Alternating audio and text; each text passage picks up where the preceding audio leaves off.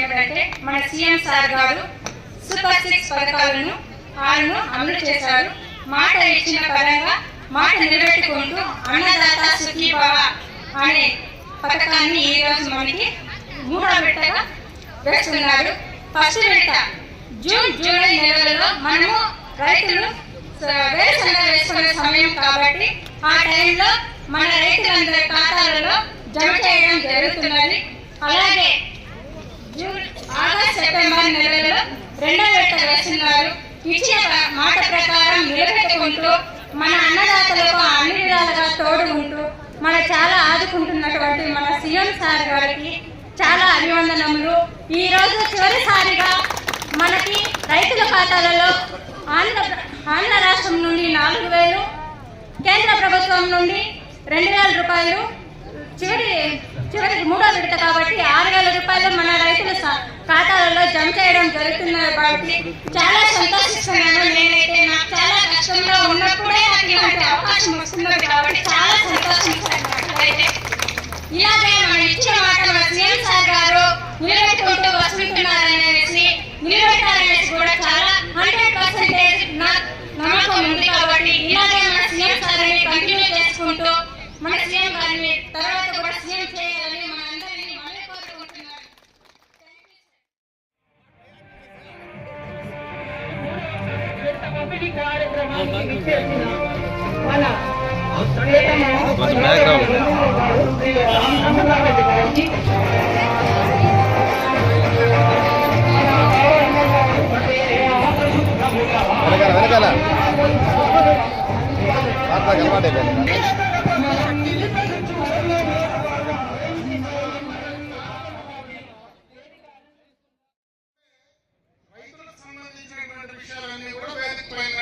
అధికారులు బాగా చక్కగా వివరించారు.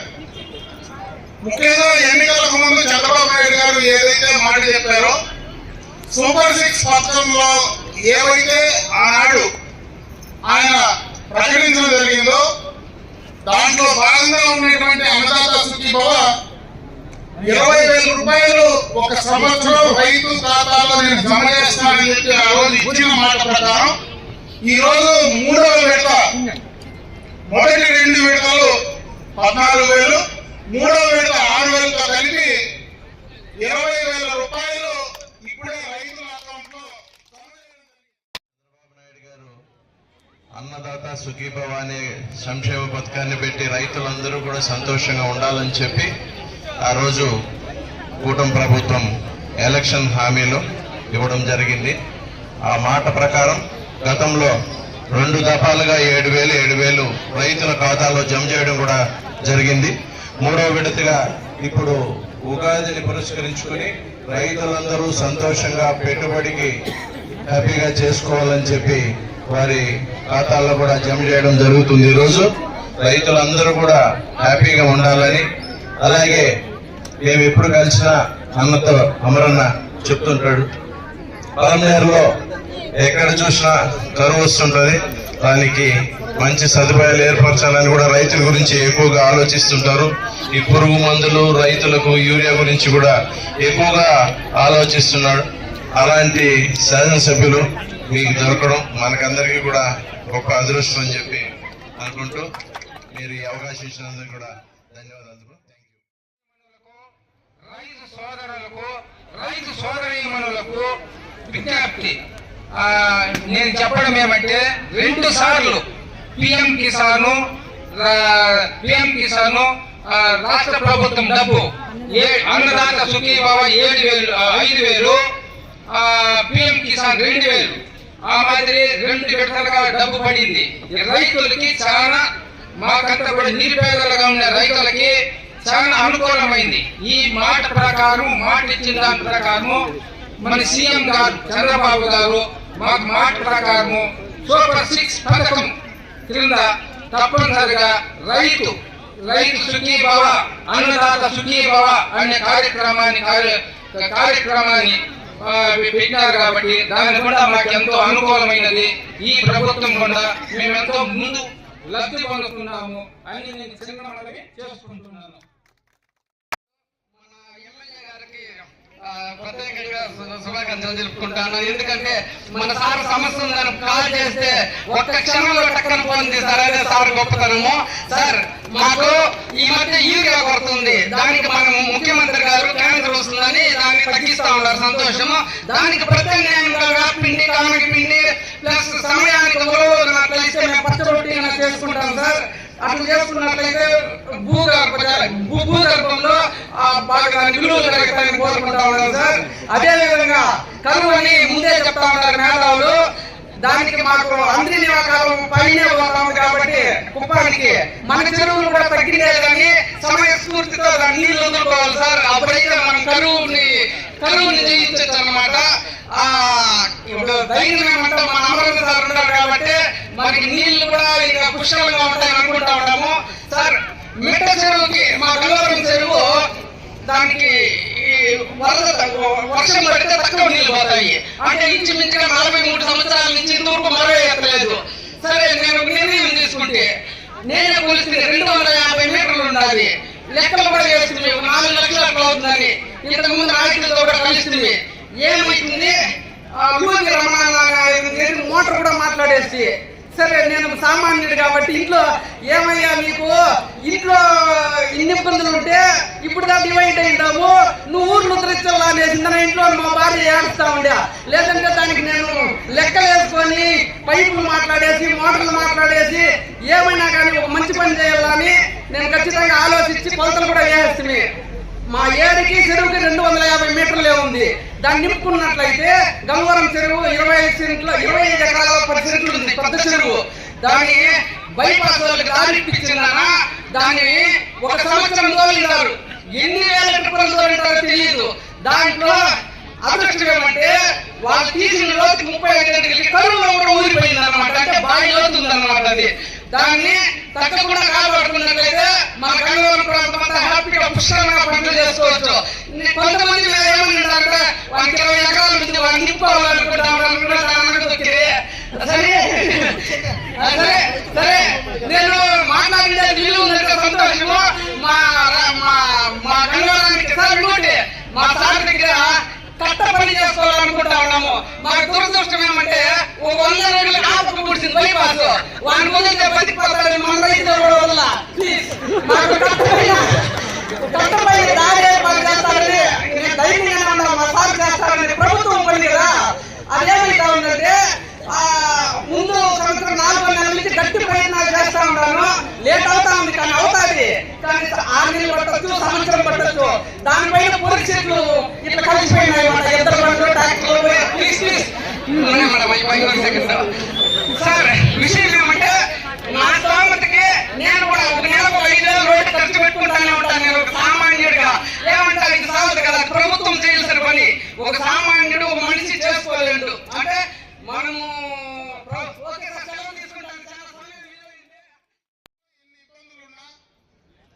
గత ప్రభుత్వం చేసినటువంటి ఆర్థిక విధ్వంసం వల్ల ఈ రాష్ట్ర ఆర్థికంగా నష్టపోయినా సంక్షేమ పరంగా ఏదైతే చంద్రబాబు నాయుడు గారు ఇచ్చినటువంటి మాట ఏదైతే ఉందో దాన్ని పూర్తి స్థాయిలో నిలబెట్టుకోవడం జరిగింది.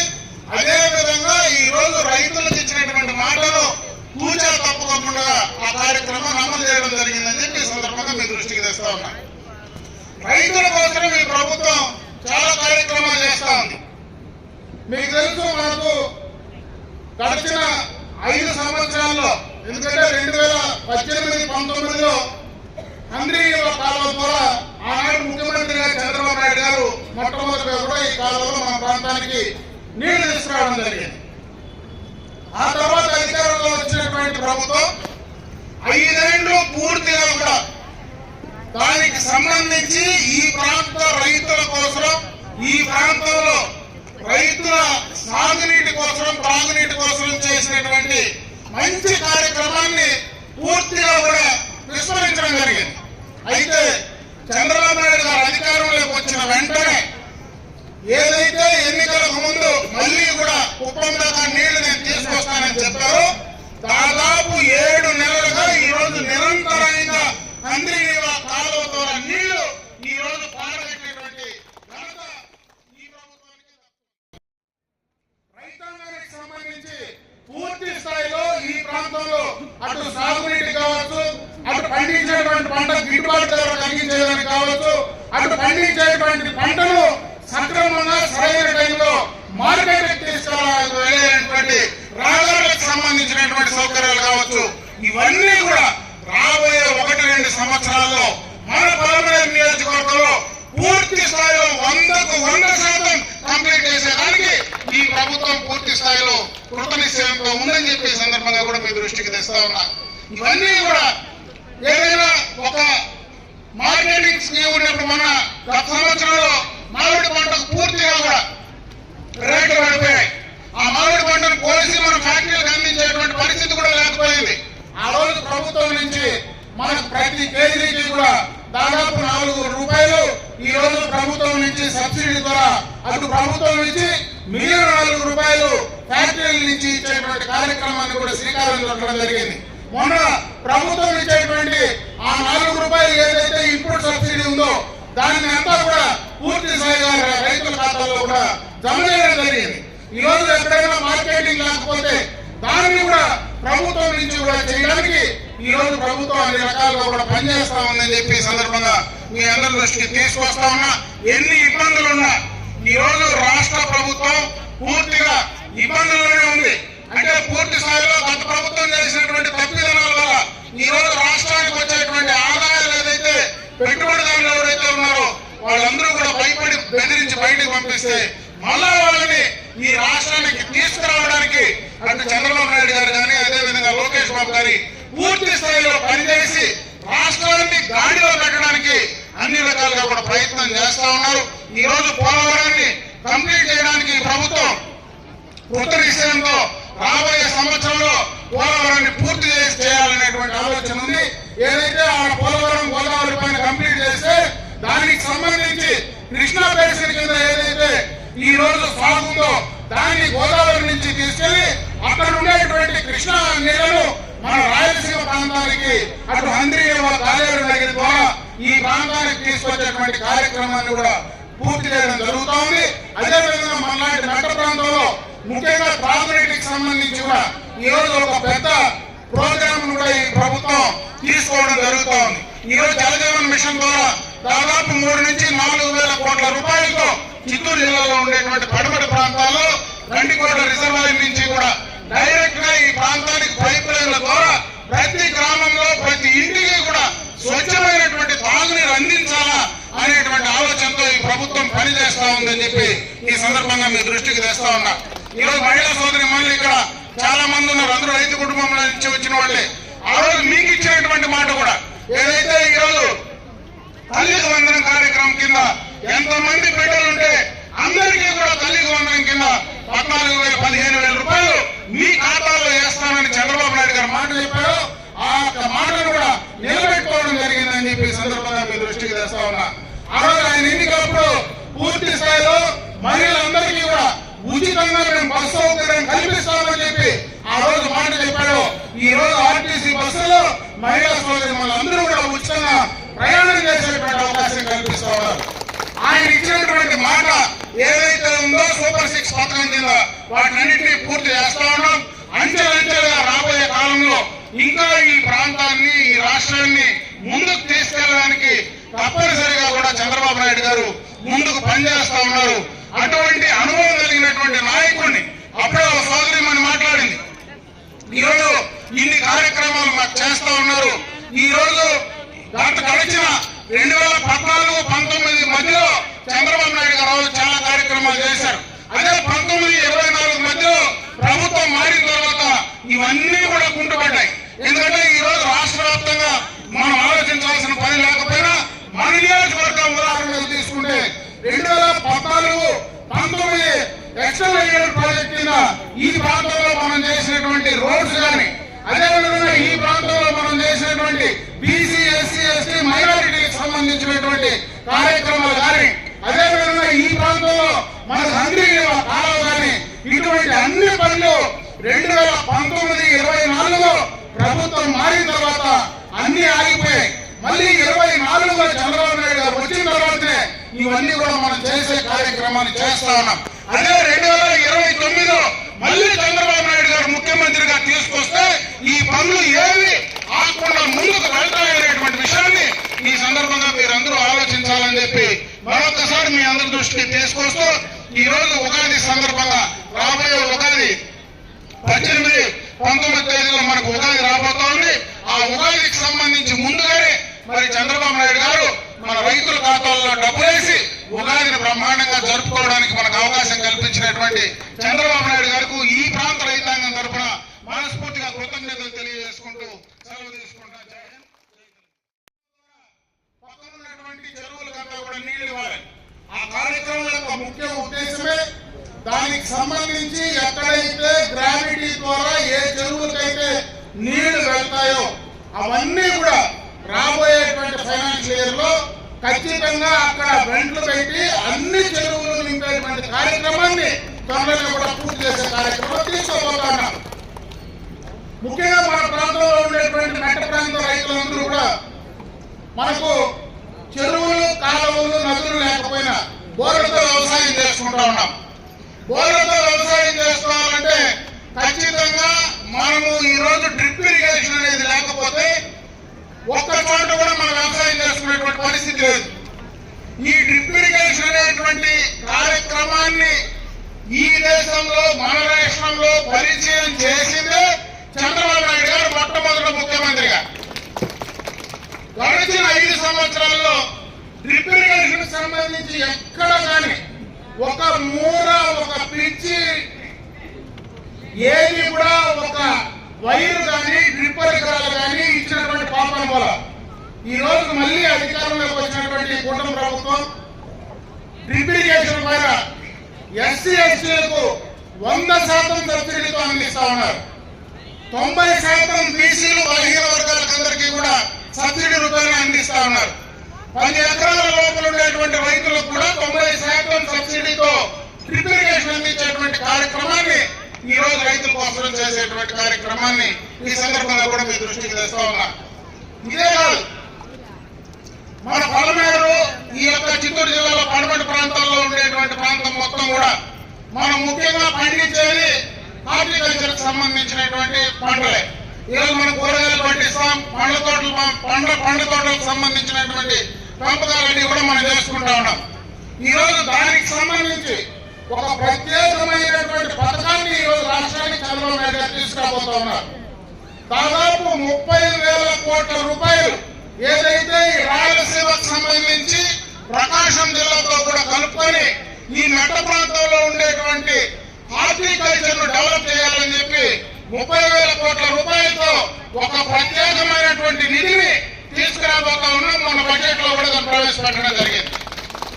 దీనికి సంబంధించి ఆ యొక్క హార్టికల్చర్ ఏదైతే మనం పండిస్తామో దాన్ని మార్కెట్ తీసుకువెళ్ళడానికి రోడ్ల సౌకర్యాలకు కానీ, దానికి సంబంధించినటువంటి సాగుకు కావాల్సినటువంటి గ్రౌండ్ వాటర్ పెరగడానికి, అంటే భూగర్భ జలాలు పెరగడానికి ఈ రోజు మనకు కౌండిన్యా నది ఉంది. కౌండిన్యా నదిలో మొత్తం కూడా చెక్ డ్యామ్స్ ఎప్పటి నుంచిలో కూడా చెక్ డ్యామ్స్ అన్ని కూడా మనం పూర్తి స్థాయిలో కొత్తగా కట్టుకొని పాతవన్నీ రెడీ చేసుకోగలిగితే భూగర్భ జలాలు పెరిగితే బోర్లలో నీళ్లు దొరకవు.